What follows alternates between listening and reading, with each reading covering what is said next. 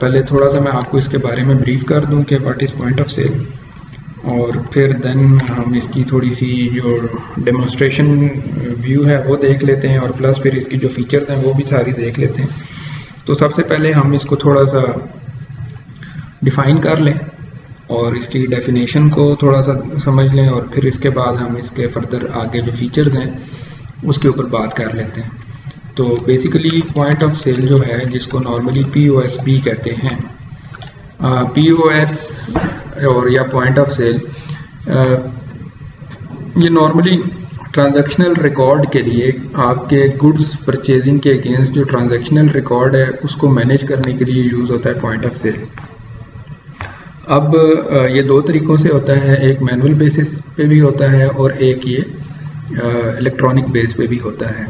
और इसी तरह से जो मैनुअल वे है इसका, उसको हम पहले मैं थोड़ा समझाने की कोशिश करूँ।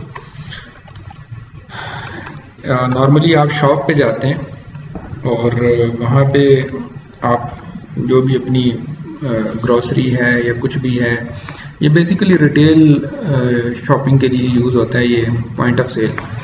अब जब आप किसी भी शॉप पे जाते हैं अपनी किसी भी रिटेल शॉपिंग के लिए, तो नॉर्मली शॉप के कॉर्नर पे या फ्रंट पे एंट्रेंस के ऊपर एक काउंटर बना होता है जिसको हम कैश काउंटर भी कहते हैं।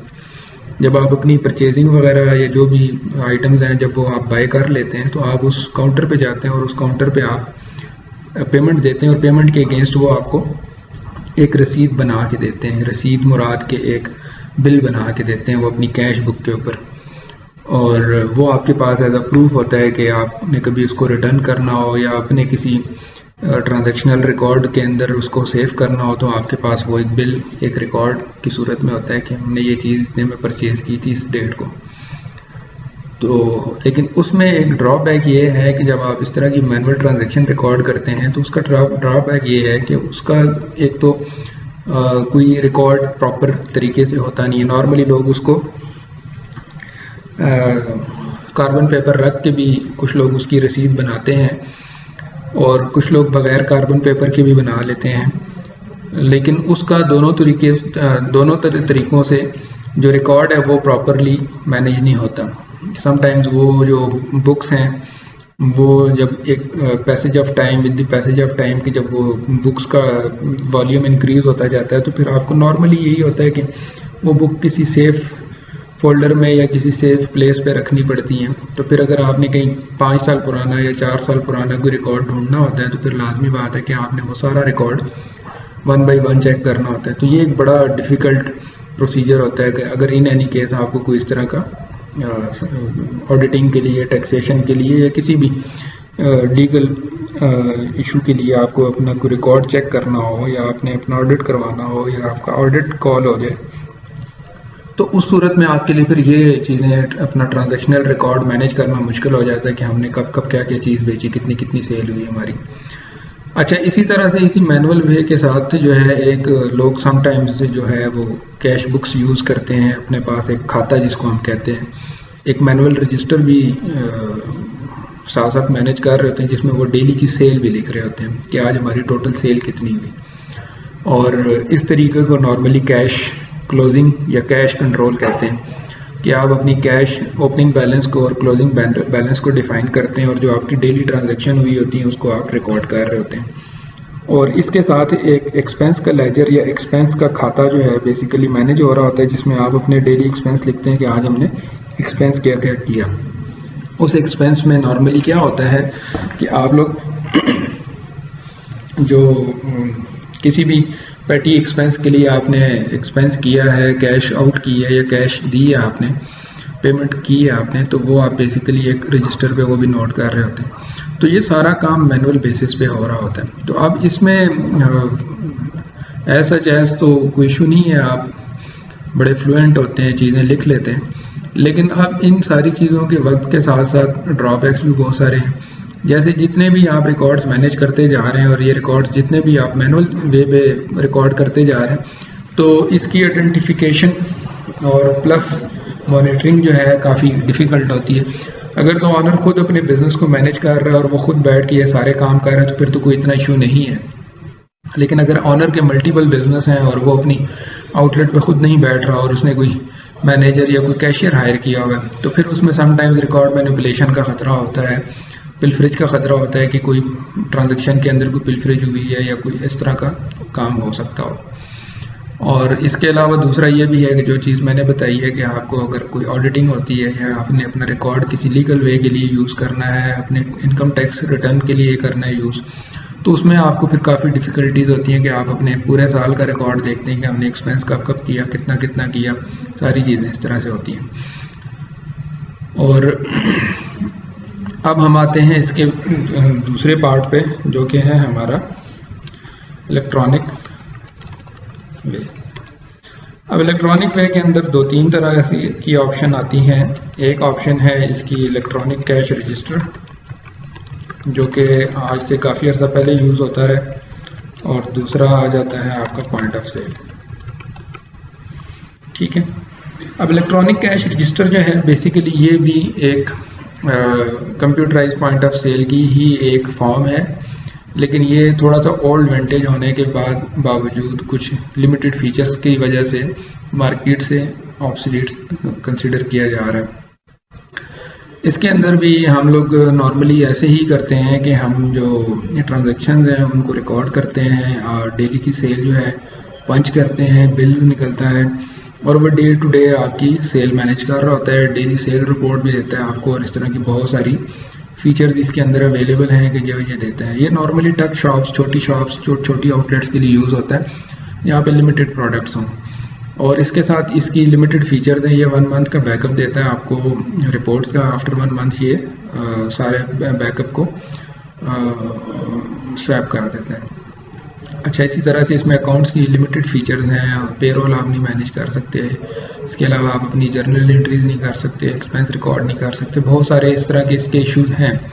ये एक टक शॉप के लिए जहाँ पे आपने सिर्फ जस्ट अपनी एक दिन की सेल रिकॉर्ड करनी हो और उसको आप मॉनिटरिंग में भी लेके आ सकते हैं। एनीवेज, अच्छा, इसके बाद फिर हम आते हैं कंप्यूटराइज पॉइंट ऑफ सेल, जो कि एक सॉफ्टवेयर की बेस पे होता है, और ये इसमें काफ़ी सारे इसके जो हैं वेरिएंट्स हैं। नॉर्मली हम वेरिएंट ही कहेंगे इसको,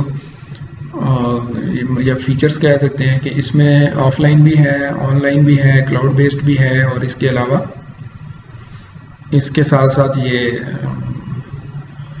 डेस्कटॉप बेस्ड भी है और क्लाउड बेस्ड भी है। अब डेस्कटॉप जो होता है बेसिकली एप्लीकेशन बेस्ड होता है कि कोई एप्लीकेशन आपके कंप्यूटर में इंस्टॉल हो गई है और उस एप्लीकेशन के बाद आप उसको जब आपकी ज़रूरत होती है आप उस एप्लीकेशन को ओपन करते हैं, अपना काम करके उस एप्लीकेशन को क्लोज़ कर देते हैं, और देन फिर आप उसका आपके इंटरनेट के साथ या आपके क्लाउड के साथ कोई ऐसा रिलेशन नहीं होता। अब मैं आपको कुछ पॉइंट्स उसके ड्रॉबैक्स भी बता दूं और कुछ उसकी फीचर्स भी बता दूं कि एप्लीकेशन बेस्ड या डेस्कटॉप बेस्ड जो सॉफ्टवेयर होते हैं उनके ड्रॉबैक्स क्या हैं और उनके फ़ायदे क्या हैं। सबसे पहले तो हम फ़ायदों की बात कर लेते हैं कि एक तो उसमें आपको कोई मंथली पेमेंट नहीं करनी पड़ती, 1 टाइम पेमेंट होती है, और वो 1 टाइम आपकी उस इंस्टॉलेशन या जब आप उसको बाय करते हैं तभी होती है, और उसके लिए फिर आपको कोई बार बार उसकी पेमेंट नहीं करनी पड़ती। लेकिन और इसके अलावा जो है वो आपके पीसी में ही सेव होता है, आपका डाटा आपके पीसी में ही रहता है, कहीं और नहीं सेव होता। और तीसरी चीज़ ये है कि आप उसको किसी भी वक्त कहीं पे भी यूज़ कर सकते हैं वाया उस पीसी के ज़रिए। अब इसके ड्रॉबैक्स की तरफ आते हैं, तो इसके ड्रॉबैक्स में सबसे पहला ड्रॉबैक तो इसका ये है कि ये जो कि एप्लीकेशन बेस्ड, डेस्कटॉप बेस्ड जितनी भी एप्लीकेशन होती हैं ये आपके कंप्यूटर के अंदर इंस्टॉल होती हैं।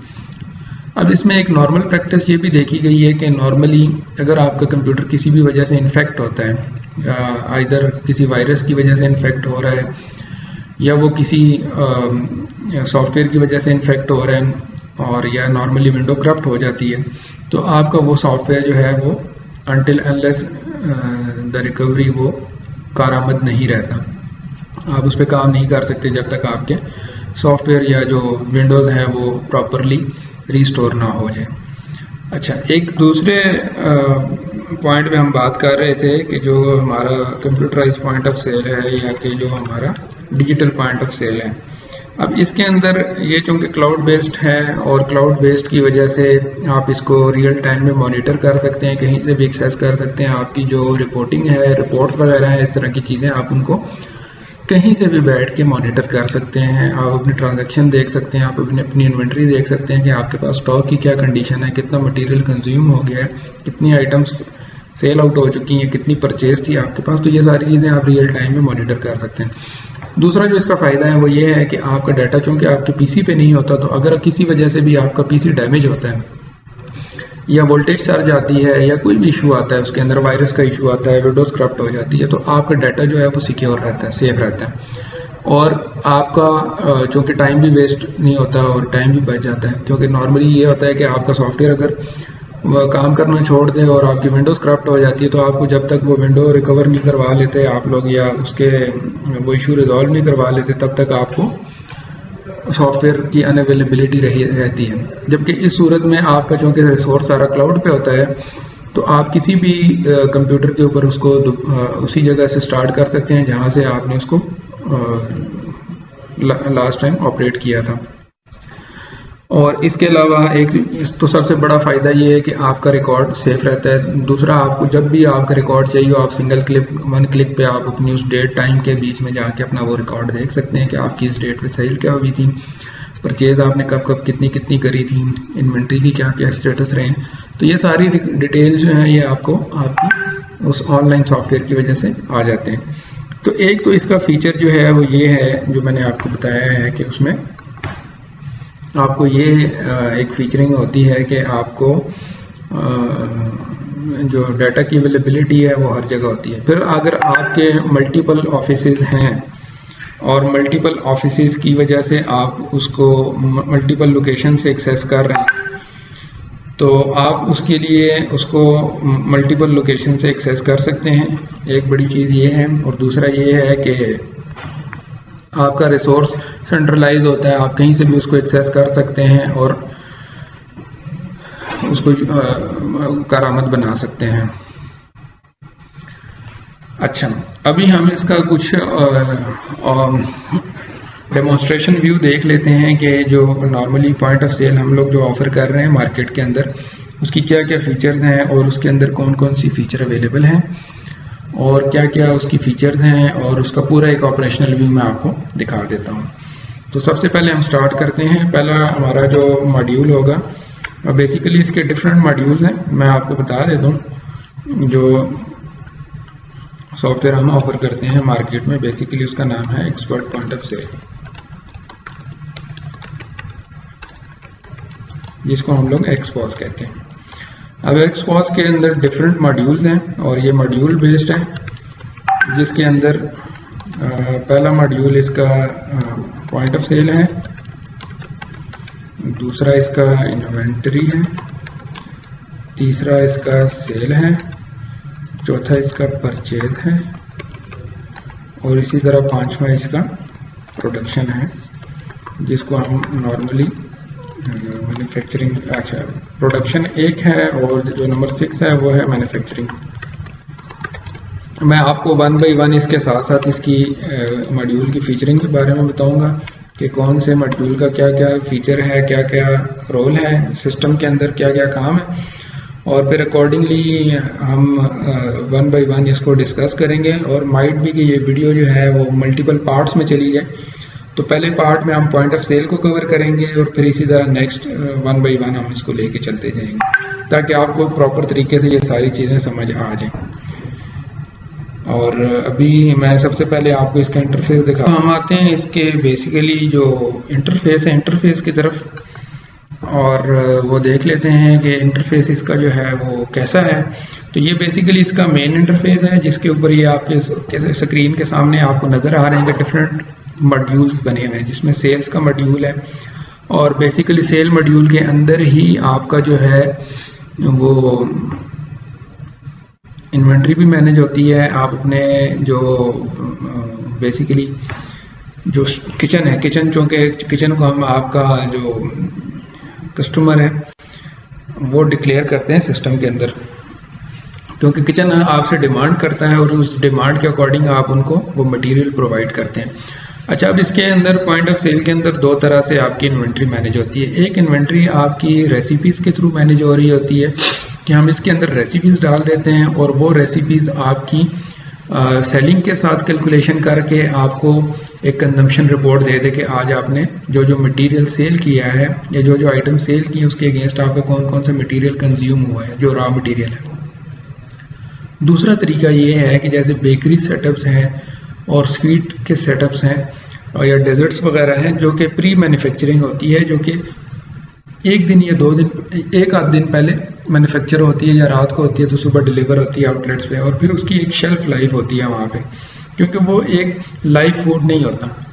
जबकि रेस्टोरेंट्स के जो बाकी सेक्टर्स हैं जिसमें लाइव फूड इन्वॉल्व होता है कि कस्टमर टेबल के ऊपर या टेक अवे में ऑर्डर करता है और वो ऑर्डर मेक होता है और उस मेकिंग के बाद वो ऑर्डर डिलीवर होता है, तो वो एट द स्पॉट जो है वो रॉ मटेरियल कंज्यूम हो जाता है और वो साथ ही आपके पॉइंट ऑफ सेल में सेलिंग के साथ आपको उसकी एक कैलकुलेशन दे देते हैं। जबकि यहाँ पे उसका जो सिनेरियो है वो थोड़ा डिफरेंट है कि यहाँ पे बेसिकली वो सबसे पहले क्या करता है कि आपको जो बेकरी आइटम्स हैं या जो स्वीट सेक्शन है वहाँ पे नॉर्मली होता क्या है कि आपने एक आइटम पहले से मैन्युफैक्चर कर ली और उसको डिलीवर किया। डिलीवर करने के बाद उसने एक शेल्फ लाइफ गुजारी। शेल्फ लाइफ में माइट भी कि वो रिटर्न भी हो जाए या डैमेज की वजह से भी रिटर्न हो सकती है।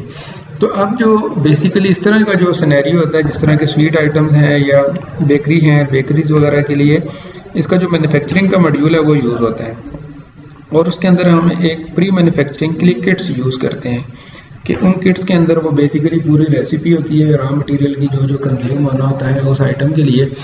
वो किट जो है वो मल्टीपल किट्स जो है ना उसके अंदर डिफाइन की जाती हैं कि आपने एक किट के अंदर मतलब लाइक अगर आपने पेस्ट्रीज बनानी है तो कितनी पेस्ट्रीज आपके एक किट के अंदर सर्व होनी है और उसकी कितनी मैन्युफैक्चरिंग होनी है।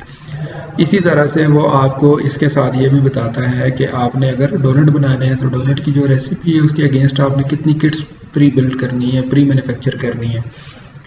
और वो जब प्री मैन्युफैक्चरिंग हो जाएंगी तो उसके बाद वो सेल ऑर्डर के ज़रिए आपकी आउटलेट्स पे डिलीवर होंगी। अगर आपका मेन प्रोडक्शन किचन है, प्रोडक्शन किचन से आपकी ये आइटम्स बन के आपकी आउटलेट्स पे जा रही हैं तो सेल ऑर्डर के ज़रिए वो जो आउटलेट्स होंगी वो आपकी कस्टमर होंगे, उनको आप वो स्टॉक इशू करेंगे। सेल ऑर्डर बनाएंगे, सेल ऑर्डर में से आप उनको वो स्टॉक इशू करेंगे और साथ उसकी इनवाइस बनेगी। अब ये डिपेंड करता है आपके बिजनेस मॉडल के ऊपर कि आप उन आउटलेट्स को चार्ज करेंगे उन आइटम्स को या कि नहीं चार्ज करेंगे।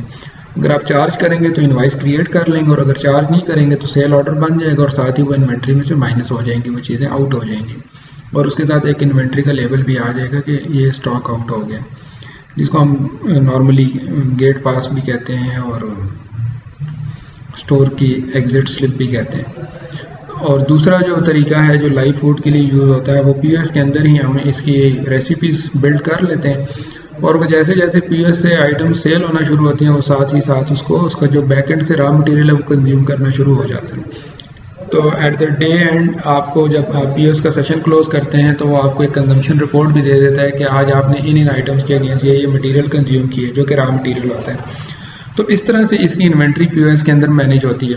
तो सबसे पहले हम पॉइंट ऑफ सेल के इंटरफेस की तरफ जाते हैं, उसका इंटरफेस देखते हैं कि उसका इंटरफेस कैसा है। अब इस इंटरफेस के अंदर आपके सामने ये आउटलेट्स बनी हुई हैं पॉइंट ऑफ सेल की, ठीक है। बेसिकली ये वो कैश काउंटर हैं। अब एक आउटलेट के अंदर एक से ज़्यादा भी कैश काउंटर हो सकते हैं। जैसे आप ग्रॉसरी शॉप्स में या कैश एंड कैरीज में जाते हैं, किसी मार्ट में जाते हैं तो वहाँ पे एक से ज़्यादा कैश काउंटर भी होते हैं रश की सूरत में, कि रश की सूरत में उनको एंटरटेन कैसे किया जा सकता है। तो उसके लिए multiple point of sale station बनाए जाते हैं। तो ये वो स्टेशन है जिसमें एक डाइन-इन है। डाइन-इन बेसिकली आपका जो टेबल मैनेजमेंट का जो सेटअप है उसके लिए यूज़ होता है और टेक अवे जो है वो आपके टेक अवे ऑर्डरिंग के लिए यूज़ होता है। आप एक डाइन-इन में भी मैनेज कर सकते हैं टेक अवे, और अगर आप उसको सेपरेटली मैनेज करते हैं, अगर आपकी एक सेपरेट विंडो है टेक अवे की, तो आप वहाँ पे भी टेक अवे के आउटलेट को मैनेज कर सकते हैं। अब ये एक ही कंपनी के अंदर जो है आपके डिफरेंट जो है point of sale section manage हो रहे हैं, जैसे कि एक डाइन-इन के लिए है और एक टेक अवे के लिए। अच्छा, इसी तरह से हम इंशाल्लाह अपनी नेक्स्ट वीडियो में या अगली वीडियोस में हम मल्टी कंपनी सेटअप्स को भी देखेंगे कि जो मल्टी कंपनी सेटअप्स हैं उनको कैसे मैनेज किया जाता है एक ही डेटाबेस के अंदर। तो अब मैं इसकी मेन फीचर्स की तरफ आता हूँ। इसके अंदर मल्टीपल फीचर्स हैं, जैसे ये ऑर्डर का एक टैब है, तो इसके अंदर आपके पास कंप्लीट ऑर्डर की लिस्ट आती है। जब जितने भी ऑर्डर हैं आपके पास सिस्टम में, जो ऑर्डर्स जब से सिस्टम आपके पास इंस्टॉल्ड हुआ होगा तब से, अब उसके अंदर अगर आप देखें तो सबसे पहले ऑर्डर रेफरेंस आता है। ऑर्डर रेफरेंस में ऑर्डर का नंबर लिखा होता है, सेशन आ रहा होता है। बेसिकली ये जो सेशन होते हैं, हर सेशन को, अब एक सेशन को आप शिफ्ट भी कंसिडर कर सकते हैं, डे भी कंसिडर कर सकते हैं। जैसे कि आप अपनी आउटलेट सुबह ओपन करते हैं और आप अपना जो स्टार्ट है वो लेते हैं डे का, और उसके बाद आप उस डे को जब क्लोज करते हैं, शाम में, इवनिंग में, रात में, जब भी एक दिन के बाद करते हैं, तो वो आपका पूरा एक सेशन कंसीडर होता है और उसको एक ऑटोमेटिक नंबर जो है सिस्टम की तरफ से असाइन हो जाता है। और आप उसी सेशन को आइडेंटिफाई करते हैं अपनी रिपोर्टिंग के अंदर भी, और अपनी जो सेल रिसिप्ट्स हैं उसके अंदर भी, और आफ्टर ऑल बाद में भी आपने अगर कोई ट्रांजैक्शन चेक करनी होती है तो आप उस सेशन के आईडी के अगेंस्ट उसको चेक कर सकते हैं, क्योंकि हर दिन का एक सेशन होता है। अच्छा, ये सेशन जो है शिफ्ट्स में भी कन्वर्ट हो सकता है। शिफ्ट्स में भी नॉर्मली आइडेंटिफाई होता है कि बाज़ जगहों पे, बाज़ आउटलेट्स वैसे होता है कि मल्टीपल शिफ्ट्स होती हैं। एक मॉर्निंग शिफ्ट होती है, एक इवनिंग होती है, एक नाइट होती है।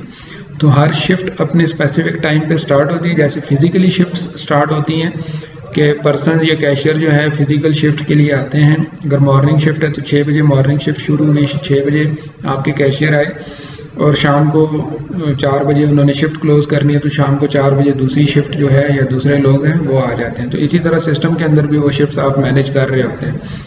तो ये अब आपके पास सेशन जो है वो बेसिकली उस शिफ्ट के साथ ही मैनेज हो रहा होता है। अब ये आपका बिजनेस मॉडल है कि आप उसको शिफ्ट वाइज चला रहे हैं, डे वाइज चला रहे हैं, कि आपने सुबह आउटलेट ओपन की और शाम को क्लोज कर दी। तो सुबह आपका सेशन स्टार्ट हुआ, शाम को क्लोज हुआ, तो आपका एक सेशन कंसिडर होगा।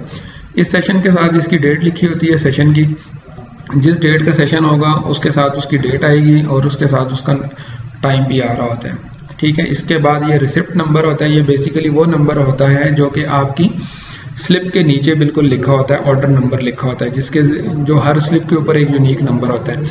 अगर आप इसको देखें तो ऑर्डर के साथ सबसे पहले जो नंबर आ रहा है वो नंबर आ रहा है आपके पीओएस सेशन का नंबर आ रहा है 00064, और इसके बाद ये रिसिप्ट का नंबर है 001, और इसके आगे 002, इस तरह से आ रहा है। और ये इसी तरह 1 बाय 1 चलते जाते हैं। ये देखें, अगर आपके पास ये 0062 एक और सेशन है 21 की डेट का, और ये 004, 003, 002 इस तरह के वो नंबरिंग आ रही है। और अगर उसमें से कोई आइटम रिफंड हुई है, रिटर्न हुई है, तो रिटर्न के साथ भी उसका एक लेबल आ रहा होता है। अभी यहाँ पे कोई भी रिटर्न ऑर्डर नहीं है ऐसा।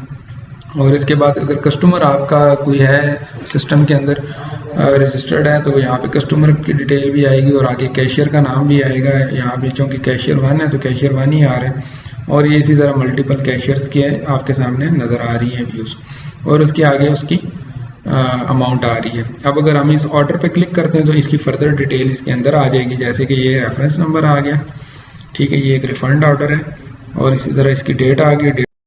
अभी हम बात करते हैं इसके इंटरफेस के ऊपर, और ये बेसिकली पॉइंट ऑफ सेल का इंटरफेस है, जहाँ पे आपके पास ये डाइन इन टेक अवे, आप एक ही पीओएस इंटरफेस के ऊपर मल्टीपल काउंटर क्रिएट कर सकते हैं। जैसे अगर आपने एक टेक अवे का काउंटर बनाया है और वहाँ से आप टेक अवे ऑर्डर्स को डील कर रहे हैं, एक डाइन इन का बनाया है जहाँ पे आपके पास टेबल मैनेजमेंट है, तो वो इसी तरह से जब आप सेशन स्टार्ट करते हैं तो आपके पास एक लॉगिन स्क्रीन आती है, जहाँ पे आप अपना कैशियर लॉगिन करता है। और कैशियर दो तरीक़ों से लॉगिन कर सकते हैं, एक पासवर्ड के ज़रिए और एक बैज को एक बार कोड स्कैनर के ज़रिए किसी कार्ड को स्कैन करके अपना लॉगिन कर सकता है इंटरफेस को। इसी तरह से ये अब पासवर्ड बेस्ड है, तो कैशियर अपना पासवर्ड इंटर करेगा, इनक्रिप्टेड है। जब तक वो पासवर्ड नहीं लगेगा ये सेशन या ये इंटरफेस पीओएस का डिस्प्ले का ऑन नहीं होगा। तो पासवर्ड जो है न्यूमेरिक होता है और उसमें न्यूमेरिक वर्ड्स होते हैं।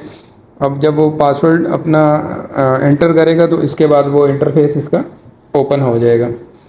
तो वो जैसे ही पासवर्ड एंटर करेगा इंटरफेस ओपन होगा, और इंटरफेस के ऊपर आपके सामने टेबल का लेआउट आ रहा है। इसके अंदर डिफरेंट फ्लोर्स मैनेज किए हुए हैं। अब जैसे रेस्टोरेंट सेक्टर है तो रेस्टोरेंट सेक्टर के अंदर एक फ्लोर का कंसेप्ट होता है, कि जैसे आपके पास एक टेरेस है, बैल्कनी है, आउटडोर है, इनडोर सिटिंग है, और इसी तरह से रूफ टॉप है, या कोई भी आपने जो सिटिंग प्लेसेस के नाम डिफ़ाइन किए होते हैं, वो नॉर्मली लोग उसको फ्लोर भी कहते हैं। तो हर एक सिटिंग प्लान का नाम होगा, और उस नाम के अगेंस्ट जो जो टेबल सिटिंग वहाँ पे एग्जिस्ट कर रही होगी प्रैक्टिकली और फिज़िकली, वही टेबल सीक्वेंस, वही टेबल नंबरिंग हमने यहाँ पे भी एंटर की होती है। यहाँ पे भी सेम वही सीक्वेंस हमने दिया होता है, मतलब वही लेआउट होता है। जिस तरह का पैटर्न आपने टेबल का वहाँ पे अपने रेस्टोरेंट में रखा होता है, उसी तरह का पैटर्न सेम हमने यहाँ पे भी रखा होता है। तो इसी तरह से अब जिस तरह जो सेशन अभी ऑन हुआ है, तो ऑन सेशन की डिटेल यहाँ पे आ रही होती है, ठीक है। जैसे अब आपने देखा है तो ये पॉइंट ऑफ सेल का नाम आ गया, आगे सेशन की आईडीज़ आ गई। रिस्पॉन्सिबल का मतलब ये है कि किसने ऑन किया उस सेशन को, एडमिनिस्ट्रेटर है, कैशियर है, कोई भी बंदा है। वो अगर उसकी आईडी बाई नेम बनी है तो नेम आएगा, और अगर किसी और नाम से बनी है, जैसे आपने कैशियर नाम उसका रखा है तो कैशियर के नाम से आएगी, अगर किसी का बाई नेम है तो बाई नेम आएगी। इसी तरह opening date, closing date, open कब हुआ था, क्लोज कब हुआ था, अभी उसका करंट स्टेटस क्या है, ओपनिंग है, क्लोज हुआ है। किसी भी एक सेशन को जब आप ओपन करते हैं तो उस सेशन से रिलेटेड जो रिस्पेक्टिव उसके अंदर डाटा है वो आ रहा होता है, डिस्प्ले हो रहा होता है। जैसे कि उसके अंदर ऑर्डर्स कितने थे, उसमें पेमेंट्स कितनी थी, और इसी तरह से यहाँ पे भी मुख्तलिफ फ़िल्टर्स हैं सेशन से रिलेटेड। जैसे ये बता रहा है कि कौन कौन से लोगों ने कितने कितने सेशंस ओपन किए हैं। जैसे कि अगर आपके पास 3 नाम से मुख्तलिफ लोग हैं, असद है, कैसर है, अली है, तो आप उनकी देखना चाहें कि उनके कितने कितने सेशंस ओपन हुए हैं और कितनी कितनी सेल हुई हुई है, तो वो जो सारी डिटेल आपको यहाँ पे दे रहा होता है उन सेशंस के, सेल्स पर्सनस के या सेल एजेंट्स के अगेंस्ट। इसी तरह से आप किसी भी पॉइंट ऑफ सेल के सेशन में जाते हैं, फिर डाइन इन का, टेक अवे के सेपरेट आपके पास डिटेल आ जाती है कि डाइन इन में या टेक अवे में आपके पास क्या क्या सेशन थे, कौन कौन से सेशन थे और कितने ऑर्डर्स थे। ये कंप्लीट एक जो डिटेल है सेशन से रिलेटेड वो आती है। अब जैसे ये मैंने अब उस किसी एक स्पेसिफिक सेशन को खोला तो वहाँ पे उस रिस्पॉन्सिबल बंदे का नाम आ गया, जैसे एडमिनिस्ट्रेटर ने खोला है, किसी सेल पर्सन ने खोला है, जिसने भी खोला, ओपन किस वक्त हुआ है, क्लोज किस वक्त हुआ है, ओपनिंग फ्लोट क्या था, कैश उसमें क्या थी, कितनी ट्रांजैक्शन हुई, ऑर्डर्स कितने थे, पेमेंट्स कितनी हुई, ये सारी डिटेल आ रही होती है। मैं नेक्स्ट किसी ऐसे सेशन को देखता हूँ कि जिसके अंदर कुछ पेमेंट हुई हो। जैसे अब ये एक सेशन है तो इसके ऊपर इसकी ओपनिंग और क्लोजिंग डेट आ रही है, अभी फ़िलहाल ये सेशन चल रहा है, 3 ऑर्डर थे इसके अंदर और ये इसकी पेमेंट है 1980। तो अब इसी तरह जब आप ऑर्डर पे क्लिक करते हैं तो इसके अंदर फिर फर्दर ऑर्डर की डिटेल आ जाएगी कि कितने ऑर्डर इसके अंदर प्लेस हुए हुए हैं। फिर किसी स्पेसिफिक ऑर्डर पे जब क्लिक करते हैं तो उस स्पेसिफिक ऑर्डर की डिटेल आ जाती है कि उस ऑर्डर के अंदर क्या क्या चीज़ थी, क्या क्या आइटम्स थी, और टेबल नंबरिंग होती है उसके ऊपर कि टेबल नंबर क्या था उसका, पेमेंट कितनी थी, उस पर अगर कोई टैक्सेस वगैरह हैं तो वो उसकी डिटेल आ रही होती है, प्लस अगर उसके ऊपर कोई डिस्काउंट वगैरह है तो वो भी आ रहा होता है। इसी तरह कैशियर का टेबल का नाम, डेट, टाइम, ये सारी चीज़ें वहाँ पे उस ऑर्डर की डिटेल के अंदर आ रही होती हैं। और इवन कि इसके ऊपर एक रिसिप्ट नंबर भी आ रहा होता है, जो कि नॉर्मली जो कस्टमर को आप पर्ची देते हैं, स्लिप देते हैं, उस स्लिप के लास्ट में फुटर पे भी वो ऑर्डर नंबर डिस्प्ले होता है, जो कि यूनिक होता है, जो कि हर सेशन के साथ ऑटोमेटिकली जनरेट होता है और वो इसी सीक्वेंस के साथ चलता रहता है। हर सेशन के साथ वो क्रिएट होता है, जनरेट होता है और वो चलता रहता है इसी तरह से। तो वो एक यूनिक आइडेंटिफिकेशन नंबर होता है कि जिसको आप बैठ कर रिकनसाइल भी कर सकते हैं। अगर किसी ऐसे इशू की वजह से, किसी कंप्लेन की वजह से, किसी रिटर्न की वजह से या किसी भी वजह से अगर आप उसको रीचेक करना चाहें तो उस ऑर्डर रेफरेंस से आप चेक कर सकते हैं, क्योंकि वो सिस्टम में यूनिक होता है। इसी तरह से पेमेंट्स के बारे में सारी डिटेल आएगी आपके पास, जो के पेमेंट मोड होंगे, ठीक है। अगर किसी स्पेसिफिक सेशन में आप देखते हैं कि उस स्पेसिफिक सेशन के अंदर आपके पास उस दिन की सेल में फूड पांडा में कितनी पेमेंट गई, क्रेडिट कार्ड में कितनी गई, इजी पैसा, जैज़ कैश वगैरह में कितनी गई, इसके अलावा बैंक में कितनी गई, कैश में कितनी पेमेंट आई है आपके पास। इवन दो कि क्रेडिट कस्टमर भी मैनेज होते हैं, क्रेडिट बिल्स या क्रेडिट पेमेंट्स भी मैनेज होती हैं। तो इस तरह से ये आपको सारी पेमेंट्स की डिटेल भी दे रहा होता है। किसी करंट सेशन के बारे में जानना चाहते हैं तब भी, ओवरऑल जानना चाहते हैं तब भी, कि जब से आपका सेटअप स्टार्ट हुआ है तब से लेके अब तक आपकी कितनी पेमेंट्स किस किस फॉर्म में आई हैं और कितनी कितनी आई हैं। तो ये सारी डिटेल भी आपको ये 1 बाई 1 जैसे आप खोलते हैं तो आपको हर एक ऑर्डर के अगेंस्ट उसकी पेमेंट बता रहा होता है कि ये बेसिकली हर बिल के अगेंस्ट जो पेमेंट आपने ली होती है उस वो पेमेंट की डिटेल आ रही होती है। इसमें फर्दर अगर आप इन डेप्थ जाते हैं तो इसमें सिर्फ ऑर्डर नंबर आता है आपके पास, पेमेंट का मोड आता है और पेमेंट की डिटेल आती है। बाकी अगर आपको ऑर्डर की डिटेल से रिलेटेड कोई चीज़ इन्फॉर्मेशन चाहिए हो तो वो आप ऑर्डर के अंदर जाके देख सकते हैं। तो ये बेसिकली पेमेंट के अंदर की जो इन्फॉर्मेशन है वो जस्ट यही है कि उसके अंदर सेशन की आईडी है, और सेशन की आईडी पे अगर आप क्लिक करते हैं तो आप उस स्पेसिफिक सेशन में ऑटोमेटिकली चले जाते हैं। ये भी एक बड़ा अच्छा फीचर है कि आपको उस सेशन को बार बार ढूंढना नहीं पड़ता। आप यहीं से पेमेंट वाले ऑप्शन से ही उस सेशन के ऊपर क्लिक करते हैं तो आप उस सेशन के अंदर चले जाते हैं। वहाँ से फिर फर्दर आप ऑर्डर के अंदर जाके अपना ऑर्डर ट्रेस कर सकते हैं कि उस ऑर्डर के अंदर क्या क्या चीज़ें, क्या क्या आइटम्स ऑर्डर हुई थी। अगर उसमें कोई कंप्लेन है, उसमें कोई रिटर्न वगैरह है, उसको मैनेज करने के लिए बेसिकली ये बेसिक पर्पस इसका यही होता है कि आप इसको इस तरीके से मैनेज कर सकते हैं। तो बाकी इसके अलावा और बहुत सारी फ़ीचर्स हैं इसकी, जैसे कम्प्लीमेंट्री वगैरह मैनेज होते हैं रेस्टोरेंट्स के अंदर। नॉर्मली कम्प्लीमेंट्री वो ऑर्डर्स होते हैं कि जो ऑनर्स या मैनेजर्स को एक एक्सेस होती है डिस्काउंट की, कि वो फुल बिल जो है वो वेव करें, 50% डिस्काउंट पे वेव करें। या जैसे बाज़ सेटअप्स में या बाज़ कस्टमर रेस्टोरेंट्स के ऊपर ये होता है कि जो वर्कर्स हैं उनके लिए कोई डिस्काउंट सेट किया होता है कि आप 50% डिस्काउंट पे या 30% डिस्काउंट पे अपना कोई भी फूड मेन्यू जो है ना वो आप ले सकते हैं। और इसी तरह रेफरेंस पेज पे भी होता है। और इसी तरह ऑनर्स के जो गेस्ट होते हैं उनको कम्प्लीमेंट्री इंटरटेनमेंट के अंदर चार्ज किया जाता है। ज़ाहिर है किसी ऑनर को तो बिल नहीं चार्ज कर सकते ना, ये तो पॉलिसी पे भी डिपेंड करता है कि उस रेस्टोरेंट की पॉलिसी क्या है कि वो समटाइम्स ऐसे भी होता है कि ऑनर पे करते हैं, कुछ जगहों पे ऐसे भी होता है कि ऑनर जो होता है वो एक डिस्काउंटेड प्राइस के ऊपर, जो एक कॉस्ट फैक्टर उनका होता है उस कॉस्ट रेट के ऊपर, मतलब अगर 100 रुपीज़ की एक चीज़ है और उसका जो कॉस्ट फैक्टर है वो 60 रुपीज़ है तो वो उसको 40% डिस्काउंट दे देगा और 60 रुपीज़ उससे चार्ज कर लेगा। तो इस तरह वो एक कॉस्ट रेशो के ऊपर उससे वो पेमेंट ले लेगा जिसमें उसको लॉस नहीं होता, क्योंकि एक डेफिनेटली सारी सूरत हाल में एक रॉ मटेरियल तो कंज्यूम होता है बैक एंड से। और बाकी इसके अलावा इसके अंदर मुख्तलिफ और भी ऑप्शन हैं। रिपोर्टिंग के हवाले से काफ़ी डिटेल एक्सपेंडेड रिपोर्ट्स हैं इसके अंदर। जो सेशन आपके पास यूज़ हो रहा होगा उसके ऊपर भी आपका एक स्टेटस मेंशन हो रहा होता है, ठीक है। और जो सेशन आपका इन यूज़ होगा, जो इन यूज़ नहीं होगा उसके ऊपर भी एक स्टेटस होगा जिसको आप न्यू सेशन के नाम से आइडेंटिफाई कर सकते हैं, जिसका मतलब ये है कि इसका न्यू सेशन आप क्रिएट कर सकते हैं। मतलब ये सेशन अभी ऑपरेशनल नहीं है, इसका सेशन आप स्टार्ट कर सकते हैं। और इसी तरह से अगर हम प्रोडक्ट की बात करें तो इसके अंदर प्रोडक्ट की काफ़ी सारी चीज़ें हैं, फीचर्स हैं, जिसमें इसकी अगर तो ये कंज्यूमेबल है, स्टोरेबल आइटम्स हैं, तो इसी तरह से ये आपको सोल्ड आइटम्स की डिटेल भी देगा कि आपकी आइटम्स सोल्ड कितनी हुई हैं, ठीक है। और ये जितनी आइटम सोल्ड होती जाएंगी वो यहाँ पे स्टेटस आता जाएगा। इसी तरह बिल ऑफ मटेरियल बेसिकली वो रेसिपी या इंग्रेडिएंट का पार्ट होता है कि जो आप किसी भी आइटम के अगेंस्ट अपने इंग्रेडिएंट्स डिफ़ाइन करते हैं। जैसे आप पेप्सी, कोक या बेवरेज जितना भी ये ऑलरेडी आपको मैन्युफैक्चरिंग फिनिश गुड में फॉर्म में मिलता है, लेकिन वो आइटम्स जो आपके रेस्टोरेंट्स में बन रहे हैं, ठीक है, जैसे लाइव फूड है आपका तो जो मेक हो रहा है किचन के अंदर, अब जैसे बर्गर है तो उसके अंदर जो जो इंग्रेडिएंट्स यूज़ होंगे, बन है, एग्स हैं, ऑयल है, ठीक है, इसके अलावा ऑइंटमेंट्स हैं, तो ये सारी चीज़ें, ये सारी इंग्रेडिएंट्स यहाँ पे डिस्प्ले हो जाती हैं। अब इसमें भी डिफरेंट टाइप्स हैं, जैसे मैंने पहले आपको स्टार्ट में बताया था कि बेकरीज और स्वीट सेक्शंस के लिए हम एक प्री मैन्युफैक्चरिंग किट्स बनाते हैं। उस प्री मैन्युफैक्चरिंग किट्स का बेसिकली पर्पज़ ये होता है कि आप उस मटेरियल को एडवांस में कंज्यूम कर लेते हैं और बिल आप उसको बाद में करते हैं।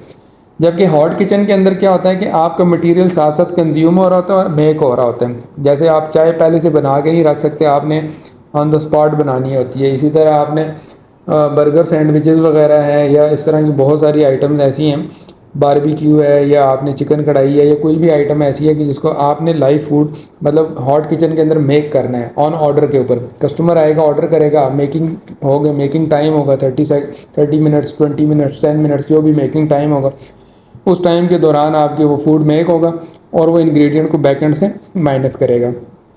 तो इसके अलावा बाकी इसके अंदर बिल ऑफ मटेरियल है, इसकी राउटिंग है कि राउट इसमें डिफ़ाइन किए जाते हैं कि ये परचेज़ कहाँ से होगा, बाय कहाँ से होगा और इसके अलावा स्टोर कहाँ पे होगा, स्टॉक कहाँ पे होगा। अब इसमें इसकी सेल प्राइस भी आप मैनेज कर सकते हैं और इसी तरह से कॉस्ट प्राइस भी मैनेज कर सकते हैं। अभी उसी प्रोडक्ट टाइप को मैंने जब स्टोरेबल प्रोडक्ट से निकाल के, कंज्यूमेबल से निकाल के स्टोरेबल किया है, तो अब वहाँ पे आपके पास ऊपर जो ऑप्शंस हैं वो डिफरेंट हो गई हैं, ठीक है। इसी तरह से आप इसकी जो कॉस्ट है वो भी अपडेट कर सकते हैं, जिसकी वजह से आपको सेल एनालिसिस रिपोर्ट के अंदर इसकी कॉस्ट वर्सेस सेल और एक रेशो निकल जाएगी। जैसे 100 रुपीज़ की एक आइटम है और उसकी कॉस्ट 60 रुपीज़ है, तो 40 रुपीज़ आपका एक एवरेज बैलेंस है। तो ये जब कॉस्ट आप डिफ़ाइन करते हैं तो फिर आपके पास रिपोर्टिंग के अंदर प्रॉफिट एंड लॉस रिपोर्ट के अंदर ये सारी डिटेल्स आती हैं कि इस आइटम की कॉस्ट इतनी थी और इसकी सेल इतनी थी। तो इसी तरह से मेन्यू जो है वो सारा पिक्चर के साथ आप डिस्प्ले कर सकते हैं। ये सारा मेन्यू आपके पास यहाँ पे पिक्चर्स में डिस्प्ले होगा, इसके ऊपर इसकी प्राइस लिखी होगी और इस मेन्यू का नाम लिखा होगा। ये इंटरफेस इसका बड़ा ही सिंपल और बड़ा ही इजी टू यूज़ है। आप इवन के इसको टच स्क्रीन्स के साथ यूज़ कर सकते हैं और नॉर्मली ज़्यादातर हम प्रेफर भी करते हैं और हमारे जितने भी कस्टमर हैं वो ज़्यादातर इसको टच स्क्रीन में यूज़ कर रहे हैं, क्योंकि इसमें ना कोई टाइपिंग है और ना ही कोई बारकोड स्कैनिंग है। सिंपल आपने सिर्फ टच करना है और इसको आप स्क्रॉल कर सकते हैं ऊपर नीचे स्क्रीन को भी। और यहाँ पे सर्च की ऑप्शन भी है, सर्च में आप कोई भी आइटम का नाम लिखते हैं वो आइटम भी आपके सामने डिस्प्ले हो जाएगी। जो जो नाम लिखते जाएंगे, जैसे आप चिकन लिखेंगे तो चिकन से रिलेटेड सारी आइटम्स आपके पास सामने आ जाएंगी। बर्गर लिखेंगे तो बर्गर से रिलेटेड सारी चीज़ें आपके पास सामने आ जाएंगी। पिज़्ज़ा लिखेंगे तो पिज़्ज़ा से रिलेटेड, अगर आप कंप्लीट नाम लिखते हैं तो कंप्लीट पूरा आइटम आपके सामने आ जाएगा। तो इस वजह से इसका जो इंटरफेस है वो बड़ा सिंपल है। इंटरफेस के ऊपर सिर्फ आपका मेन्यू और मेन्यू की कैटेगरीज डिस्प्ले होती हैं, वहाँ से आपने 1 बाय 1 एक एक मेन्यू सेलेक्ट करना है और वह आपके कार्ट के अंदर ऐड होता जाएगा। फिर यहाँ पे मल्टीपल ऑप्शन हैं, इसके ऊपर क्वांटिटी आप सेट कर सकते हैं, डिस्काउंट सेट कर सकते हैं पर आइटम के ऊपर, प्राइस आप मैनुअल ऐड कर सकते हैं। इसके अलावा रिटर्न्स यहाँ से मैनेज कर सकते हैं, रिटर्न विदाउट रिसिप्ट्स मैनेज कर सकते हैं, डिस्काउंट्स मैनेज कर सकते हैं और इसके अलावा रिसिप्ट को रीप्रिंट कर सकते हैं, दोबारा से टेबल को ट्रांसफ़र कर सकते हैं।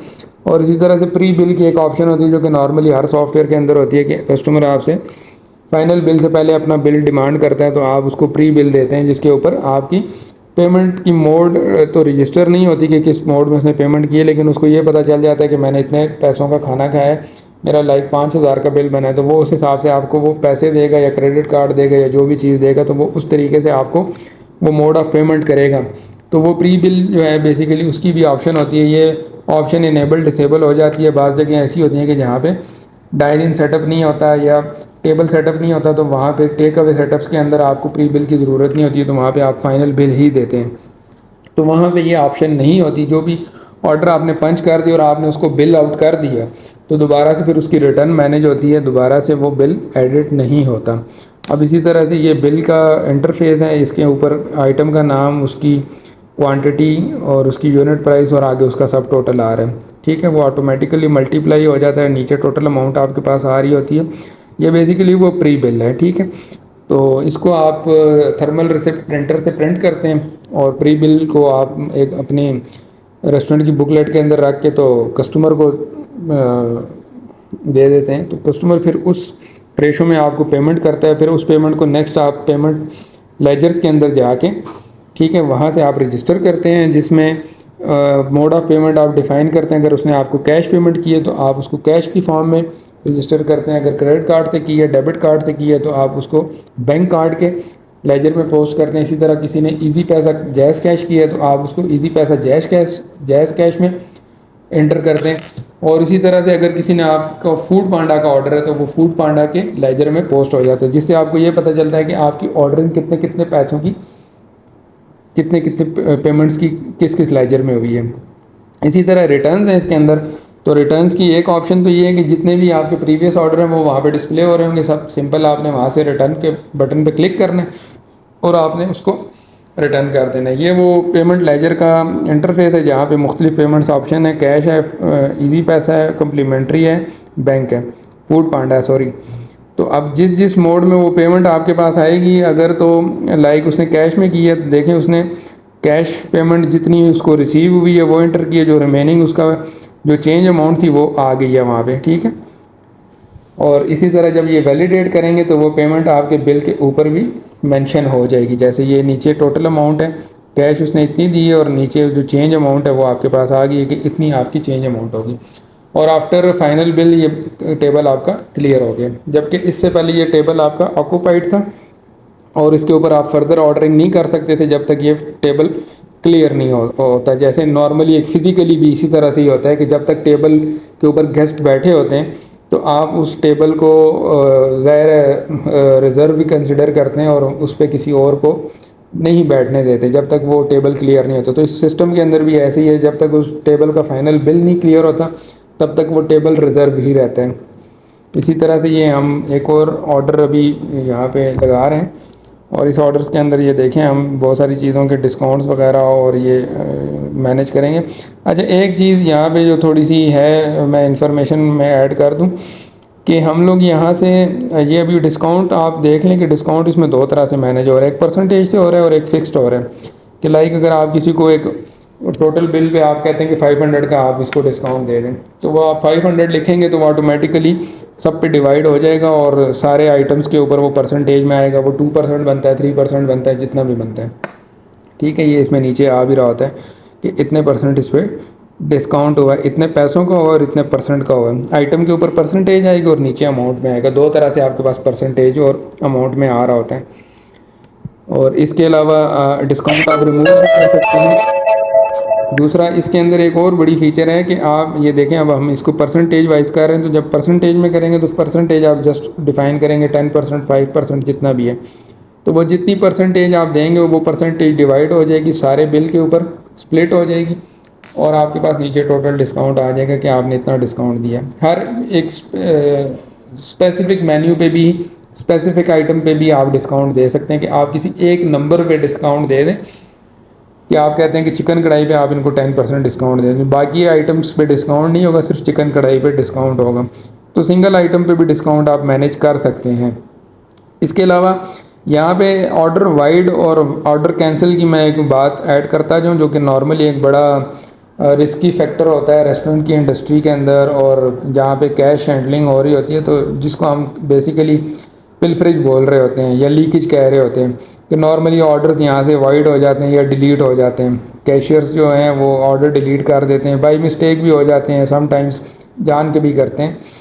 तो उसके लिए हमने यहाँ पे एक मैनेजर की सेट की होती है कि जब भी आप ऑर्डर को वाइड करेंगे तो वो आपसे की पूछेगा। अब उस की के भी दो तरीके, एक बार कोड स्कैनर के ज़रिए, एक कार्ड के ज़रिए। हम आपको एक RFID कार्ड देंगे और एक स्कैनर लगा होगा, जब भी वो कार्ड आप स्कैन करेंगे तो वो कोड लग जाया करेगा और ऑर्डर वाइड हो जाया करेगा। अब वो कार्ड या तो किसी ऑनर के पास हो या मैनेजर के पास हो, फ्लोर मैनेजर के पास नॉर्मली होता है। तो उस तरीके से आपकी पिलफरेज कंट्रोल हो सकती है। अगर आप पासवर्ड की तरफ नहीं जाते तो कार्ड की ऑप्शन की तरफ जा सकते हैं। प्लस उसके साथ वो आपसे रीज़न पूछता है कि आप इस ऑर्डर को क्यों वाइड कर रहे हैं, क्यों कैंसिल कर रहे हैं या क्यों डिलीट कर रहे हैं। तो आपने उसमें रीज़न लिखनी होती है कि कस्टमर की वजह से, कस्टमर ने रिटर्न किया है या कस्टमर की कंप्लेन है, या समटाइम्स आइटम है किचन से मेक होके आ रही है, मेकिंग के दौरान अगर कोई ऐसी चीज़ उसके अंदर गिर गई है, कोई मक्खी गिर गई है, मच्छर गिर गया, कोई बाल गिर गया, या उसके टेस्ट फ्लेवर के अंदर कुछ थोड़ा चेंज आ गया, या उसके इंग्रेडिएंट्स में से कोई चीज़ प्लस माइनस हो गई है, या कस्टमर ने जो टेस्ट ऑफ़र डिमांड किया था वो उसको ऑफ़र नहीं किया गया। तो इस तरह की बहुत सारी रीज़न होती हैं जिसकी वजह से ऑर्डर कैंसिल होता है। तो कैंसिलेशन वाइड चलती रहती है, वो जेन्युइन रीज़न्स के ऊपर भी चलती है, लेकिन अब उसकी जो कंडीशन है, उसकी जो रीज़न है वो आपने डिफ़ाइन करनी है। तो वो जब आप डिफ़ाइन कर लेते हैं तो वो सिस्टम रिपोर्टिंग के अंदर चला जाता है और सिस्टम आपको बताता है कि आपने आज इतने ऑर्डर्स रिटर्न किए हैं, कैंसिल किए हैं और इन इन रीज़न्स की वजह से किए हैं। वो सारी डिटेल भी सिस्टम के अंदर आ रही होती है। और बाकी इसके अंदर ये मुख्तलिफ पेमेंट मोड हैं, वो भी आपको देख लिए हैं आपने, वो भी सारे चेक कर लिए हैं। और टेबल्स की ऑर्डरिंग भी मुख्तलिफ टेबल्स के ऊपर ऑर्डरिंग भी हो गई है, वो भी आपने देख ली है।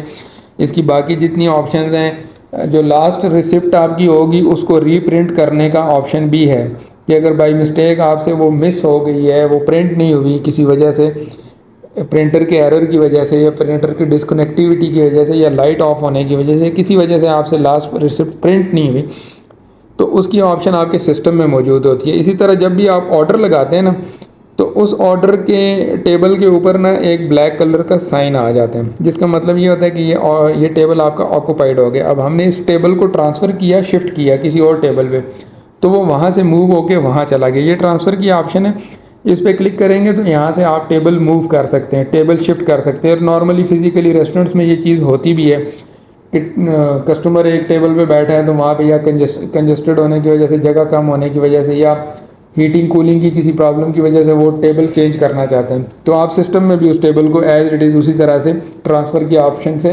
चेंज या ट्रांसफ़र कर सकते हैं।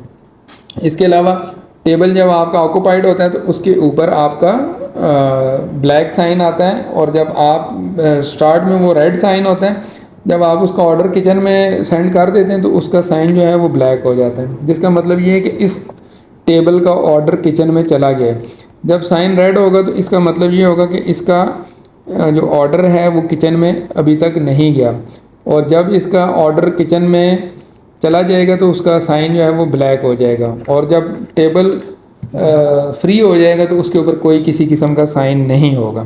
ठीक है, अब इसी तरह से हम दोबारा इसके बैकएंड इंटरफेस के ऊपर आ जाते हैं, जहाँ पे हमारे पास दोनों ही सेशंस जो हैं वो चल रहे हैं, टेक अवे का भी और डाइन इन का भी। और यहाँ पे हमें वो साइन नज़र आ रहे हैं कि हमारे इस वक्त सेशन जो है वो चल रहे हैं। अगेन हम फिर ऑर्डरिंग के अंदर जाते हैं और मल्टीपल ऑर्डर्स की चीज़ें देखते हैं कि ऑर्डर्स के अंदर ये चीज़ें पहले डिस्कस भी हो चुकी हैं, लेकिन अगेन एंड अगेन कुछ चीज़ें फिर बार बार माइंड में आ जाती हैं, जिसकी वजह से दोबारा से उसको रीवैम्प करना पड़ जाता है। तो ये अब बहुत सारे ऑर्डर हैं इसके अंदर आ रहे हैं। अच्छा, एक और चीज़ होती है कि आपने अगर इनकेस सेशन ऑन किया हुआ है, क्योंकि ये एक सिस्टम है जो है ये ब्राउज़र के ऊपर ऑपरेट होता है, तो नॉर्मली ये होता है, ये एक जनरल प्रैक्टिस है और एक प्रैक्टिकल क्यूरी है कि आपने लाइक एक ब्राउज़र के ऊपर एक इंटरफेस खोला हुआ था और आपको याद नहीं रहता, वो ब्राउज़र आप क्लोज़ कर देते हैं और आप किसी और इंटरफेस पे या उस इंटरफेस पे आपका सेशन चल रहा होता है, आपको याद नहीं रहता, आप कोई और ब्राउज़र ओपन करते हैं, जैसे गूगल क्रोम कर लेते हैं और मोज़िला फायरफॉक्स पे आपका एक सेशन चल रहा होता है, तो वहाँ पे आप जाके दोबारा से जब उस सेशन को चलाएंगे तो वो रेस्क्यू कहलाता है। तो रेस्क्यू के अंदर ये होता है कि फिर आपके 2 सेशन एक वक्त में चल रहे होते हैं। अब इसी तरह से ऑर्डर एनालिसिस की तरफ हम जा रहे हैं, तो यहाँ पे डिफरेंट फ़िल्टर्स हैं जिसमें आपके पास ऑर्डर की एनालिसिस आ रहे होते हैं, और उन फ़िल्टर्स को आप अप्लाई करते हैं जिसमें टाइम का, डेट का, कस्टमर का स्टेटस है उसके, आप date wise, month wise, week wise, जैसे भी है जिस फ़िल्टर को आप यूज़ करना चाहें। इसी तरह से मुख्तलिफ़ परसेंटेज है उसके ऊपर रिपोर्टिंग के उस लिहाज से, और ये उसके सारे फ़िल्टर्स हैं जो आपको सामने स्क्रीन पे नज़र आ रहे हैं कि अगर आप लास्ट 7 डेज़ के ऑर्डर्स देखना चाहते हैं, लास्ट 30 डेज़ के देखना चाहते हैं, लास्ट 1 ईयर के देखना चाहते हैं, जितने भी आप ऑर्डर्स, जिस फ़िल्टर को आप सिलेक्ट करेंगे तो आपके पास उस फ़िल्टर के अकॉर्डिंग वो ऑर्डर डिस्प्ले हो जाएंगे।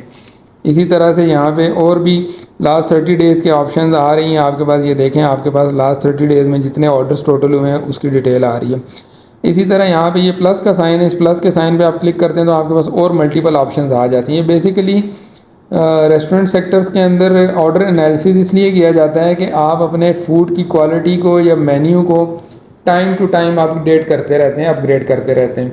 तो वो बेसिकली वो डाटा आपको ऑर्डर एनालिसिस से मिल रहा होता है कि आपका कौन सा आइटम जो है वो हॉट सेलिंग है, कौन सा आइटम डेड सेलिंग है, और कि कौन सा एवरेज है, और कौन सी आइटम की इम्प्रूवमेंट की ज़रूरत है। हॉट डिमांडिंग है लेकिन उसकी सेल कम है, या उसकी डिमांड ज़्यादा है लेकिन हमारे पास उसकी सेल कम है। ठीक है, जैसे फ्राइज़ है तो फ्राइज़ एक डिमांडिंग आइटम है लेकिन आपके पास उसकी सेल कम है, तो आप उस चीज़ को देखेंगे कि वो किस वजह से कम है। आया उसमें कस्टमर की कंप्लेंट है, हमारे टेस्ट का, फ्लेवर का कुछ इशू है, टेस्ट का इशू है, हमारी किसी सॉस का इशू है, रेसिपी का कोई इशू है। तो वो ये बेसिकली ऑर्डर एनालिसिस जो है ये इसी पर्पज़ के लिए, मेन्यू इंजीनियरिंग के लिए यूज़ होते हैं। हम इसको बोलते हैं मेन्यू इंजीनियरिंग। तो मेन्यू इंजीनियरिंग के अंदर नॉर्मली ये होता है कि आप अपने मेन्यू को टाइम टू टाइम अपग्रेड कर रहे होते हैं। आप अपनी बहुत सारी आइटम्स को with the passage of time देख रहे होते हैं कि इसमें कौन सी ऐसी चीज़ है कि जिसको आप मज़ीद बेहतर कर सकते हैं, इम्प्रूव कर सकते हैं, कौन से नए मेन्यू का ऐड कर सकते हैं, कौन सी आइटम आपकी डेड उसमें है, सर्कल में। और जैसे अब कुछ आइटम्स ऐसे हैं कि जिनकी डिमांड नहीं है और मतलब वीक में आपके 1-2 ऑर्डर हैं, लेकिन आपने उसको मेन्यू का पार्ट बनाया है, उसके लिए आपने रॉ मटेरियल भी अरेंज किया हुआ है, तो आप अल्टीमेटली अपना लॉस कर रहे हैं। तो फिर ऐसी जो डेड आइटम्स होती हैं उन डेड आइटम्स को मेन्यू में से निकाल दिया जाता है, रिप्लेस कर दिया जाता है और उसकी जगह पे फिर वो वाले आइटम्स मेन्यू के अंदर डाले जाते हैं कि जिनकी डिमांड ज़्यादा होती है या आपका ऑलरेडी एक डिमांडिंग आइटम है, जैसे चाय है, चाय एक डिमांडिंग आइटम है और आपके पास उसकी अच्छी सेल चल रही है और आपकी अच्छी सेल ग्रोथ है, तो आप प्रेफर करते हैं कि आप चाय के अंदर कुछ मज़ीद वैरायटीज़ या मज़ीद फ्लेवर्स इंट्रोड्यूस करवाएं या उसकी प्राइसिंग के ऊपर थोड़ा सा आप प्लस माइनस करें ताकि वो सेल मज़ीद इम्प्रूव और जो आपके डेड सर्कल्स हैं उनको भी वो कवर करे।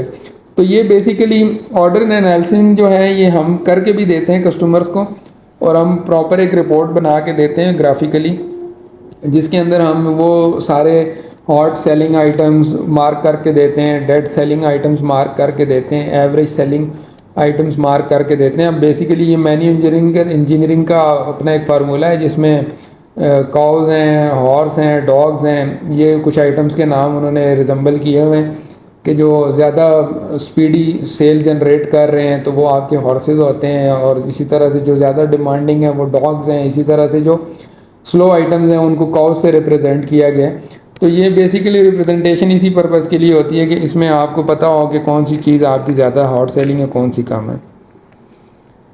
इसी तरह से सेशन के आप फ़िल्टर्स में जाते हैं तो यहाँ पे भी आपके पास मल्टीपल फ़िल्टर्स आ रहे होते हैं जिसमें आपके पास मल्टीपल ऑप्शंस आ रही होती हैं। स्क्रीन के ऊपर आपको डिस्प्ले हो रही हैं चीज़ें, आपको नज़र भी आ रही हैं, साथ साथ हम आपको बता भी रहे हैं। और इसी तरह से ये भी एक सेशन है जो कि इस वक्त क्लोज़ हो चुका है और इसमें इसकी कंजम्पशन रिपोर्ट भी है इसके साथ।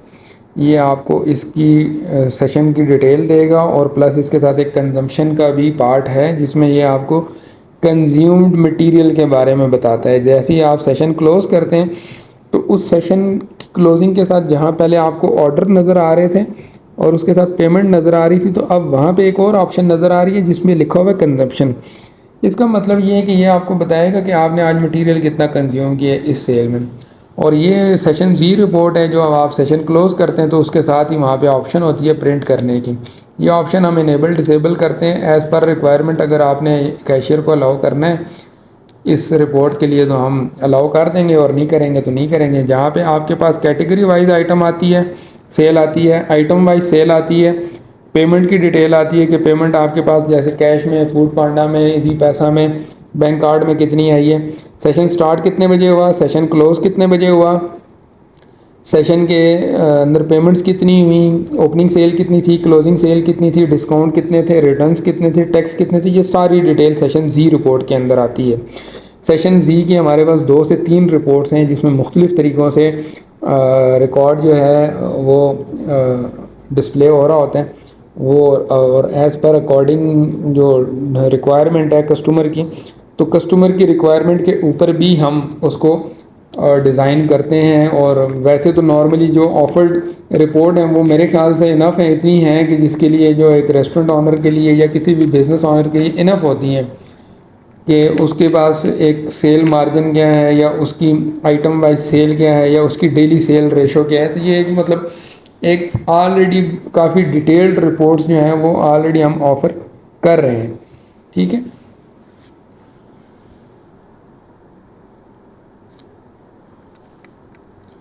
अगेन हम दोबारा से पेमेंट वाले पेज पे आ गए हैं जहाँ पे हम पेमेंट्स के मुख्तलिफ लेजर्स को देख रहे हैं और मुख्तलिफ ऑर्डर्स को देख रहे हैं और उनके फ़िल्टर्स के बारे में देख रहे हैं कि उसके ऊपर कौन कौन से फ़िल्टर हैं, कहाँ कहाँ वो फ़िल्टर यूज़ हो रहे हैं।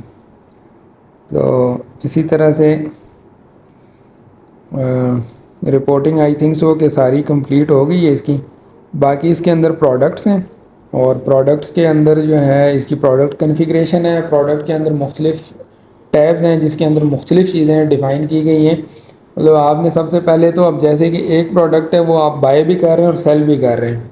जैसे नॉर्मली अगर रिटेल बिज़नेस की बात की जाए तो रिटेल बिज़नेस के अंदर क्या होता है कि आप एक आइटम परचेज़ भी कर रहे हैं और फिर देन उसको सेल भी कर रहे हैं या रीसेल कर रहे हैं आप उसको। तो एक आपकी उसकी परचेज़ कॉस्ट होगी, एक उसकी आपकी सेल कॉस्ट होगी। तो आइटम आपकी एक ही होगी लेकिन एक जगह पे वो स्टोरेबल होगी, एक जगह पे वो कंज्यूमेबल होगी।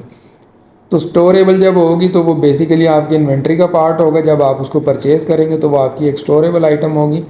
और कंज्यूमेबल तब होगी जब आप उसको पीओएस के अंदर डिफ़ाइन करेंगे एज अ कंज्यूमेबल, तो वो आपकी जब कंज्यूमेबल में आएगी तो वो आपकी इन्वेंट्री में से माइनस होती जाएगी।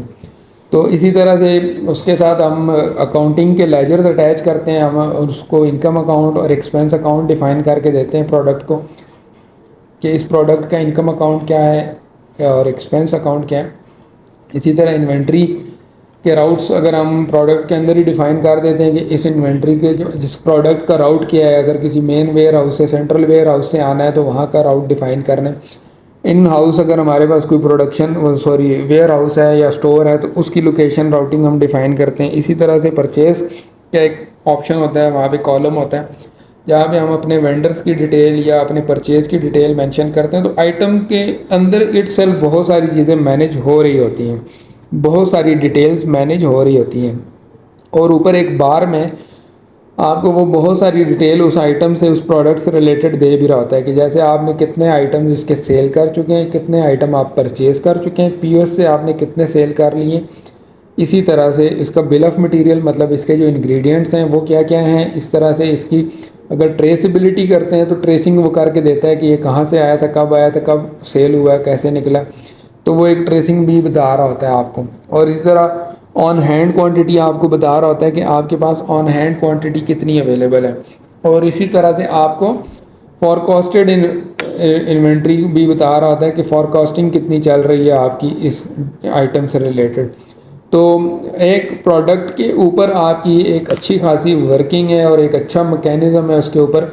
मेरा नहीं ख्याल कि कोई भी सॉफ्टवेयर इतनी कम्प्लेक्स किस्म की आपको फ़ीचर्स दे रहा होगा कि एक प्रोडक्ट क्रिएशन के ऊपर उसकी इतनी कम्प्लेक्स फ़ीचर हैं और इतनी डिटेल फ़ीचर्स हैं कि आप, मेरे ख्याल से अगर एक सिर्फ प्रोडक्ट को अगर अच्छे तरीके से कन्फिगर कर लेते हैं तो आपके सॉफ्टवेयर के बहुत सारे मसले या बिज़नेस के बहुत सारे मसले रिज़ॉल्व हो जाते हैं, जो कि नॉर्मली लोग फेस कर रहे होते हैं कि हमारे पास इन्वेंट्री मैच नहीं करती, हमारी इन्वेंट्री प्रॉपर कंसाइल नहीं होती और हमारे पास परचेज प्रॉपर कंसाइल नहीं होती। इस तरह की डिफरेंट लोगों के डिफरेंट इश्यूज़ होते हैं। तो मेरा ये ख्याल है कि अब जैसे हम यहाँ पे एक प्रोडक्ट बना रहे हैं एप्पल जूस के नाम से, तो अब आप यहाँ पे देख रहे हैं कि यहाँ पे मल्टीपल ऑप्शंस हैं। Can be sold, is a recipe, can be purchase. अगर तो ये किसी आइटम की रेसिपी है तो हम इसको इस रेसिपी करेंगे तो आगे रेसिपी का एक कॉलम ऑटोमेटिकली डिस्प्ले हो जाएगा जिसमें हम उसके इंग्रेडिएंट्स डिस्प्ले करेंगे, ठीक है। और इसी तरह अगर हम करते हैं कैन बी सोल्ड के मतलब हम सिर्फ ये सेल कर रहे हैं तो हम इसकी सेल प्राइस डाल देंगे। और अगर हम करते हैं कैन बी परचेज के, यही आइटम हम परचेज भी करते हैं जैसे गारमेंट्स वगैरह में, शू वगैरह में, या जितने भी रेडीमेड्स आइटम्स हैं कि जो आप ऑलरेडी किसी फैक्ट्री से, मैन्युफैक्चरर से या ग्रॉसरी शॉप्स में, रिटेल मार्ट्स के अंदर, जनरल स्टोर्स के अंदर आपके पास जो आइटम होती है वो आपने जस्ट सेल करनी होती है, रीसेलर होते हैं आप, मैन्युफैक्चरर उसका कोई और होता है।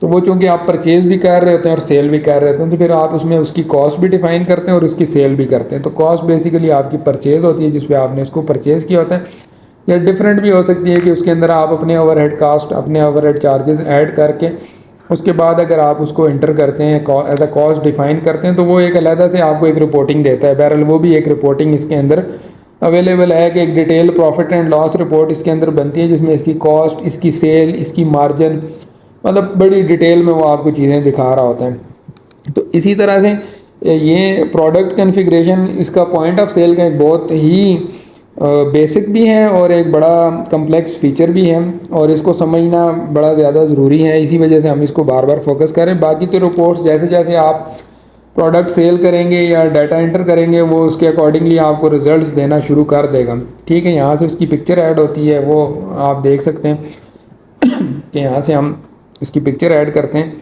तो वो आपको डिस्प्ले हो जाएगी एप्पल जूस की पिक्चर। तो पिक्चर आप ऐड कर सकते हैं, डिलीट कर सकते हैं, एडिट कर सकते हैं, ठीक है।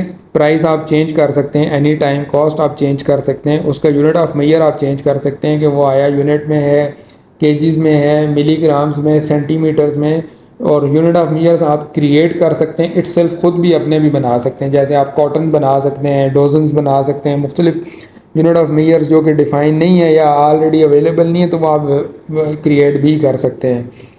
तो बेसिकली इस वीडियो का भी पर्पज़ ये है कि बहुत सारे लोगों को डेमो चाहिए होता है, बहुत सारे लोगों को बहुत सारी क्यूरीज कंसर्न्स होते हैं।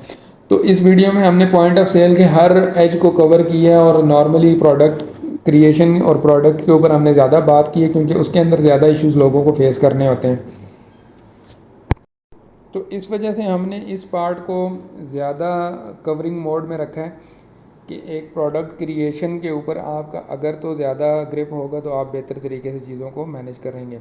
इसी तरह से प्रोडक्ट के अंदर उसकी कैटेगरीज भी यहीं से डिफ़ाइन होती है कि आपने उसको किस कैटेगरी में डिस्प्ले करना है। जैसे मुख्तलिफ़ कैटेगरीज होती है, बेवरेज का अपना एक कैटेगरी होती है, बेवरेज में कोल्ड बेवरेज है, हॉट बेवरेज है, उसके डिफरेंट सेक्शंस हैं, ठीक है। इसी तरह मिनरल वाटर है और जितने भी कोल्ड बेवरेजेज हैं उसका डिफरेंट सेक्शन है, हॉट बेवरेज का अलहदा से है, इसी तरह सॉसेस का अलहदा से है, एड ऑन्स अलहदा से हैं, और इसी तरह कढ़ाई है, देसी है, चटखारा है या पाकिस्तानी फूड है, उसका एक अलहदा से मेन्यू बनाया है, कॉन्टीनेंटल का आपने अलहदा से कैटेगरी बनाई है। तो यहीं से आप उसकी कैटेगरी डिफ़ाइन करेंगे तो फिर वो वाला रिस्पेक्टिव प्रोडक्ट जो है उसी कैटेगरी के अंदर ही आपको डिस्प्ले होगा।